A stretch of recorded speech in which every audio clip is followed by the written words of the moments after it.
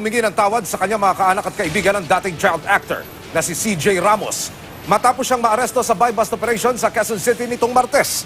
Ayon sa NCR Police Office, ang suspect na si Luvela Guillen ang talagang target ng buy-bust operation ng mga pulis. Natyempohan namang bumibili sa kanya ng droga si Ramos, kaya inaresto rin siya. Aminado si Ramos, 10 taon siyang nalulong sa droga pero 1 taon nang tumigil. Natukso raw siyang gumamit ulit noong araw na maaresto siya sa buy-bust operation. Gusto ni Ramos na pumasok sa rehab. Biktima lang daw siya ng droga.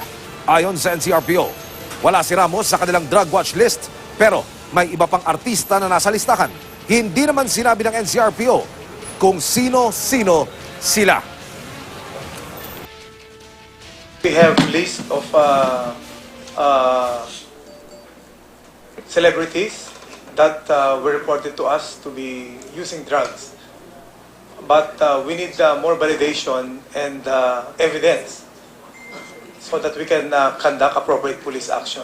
Humingi po ng tawad sa parents ko, sa mami at sa daddy ko, sa lahat ng tao na nag-aalala para sa akin. Okay lang po ako.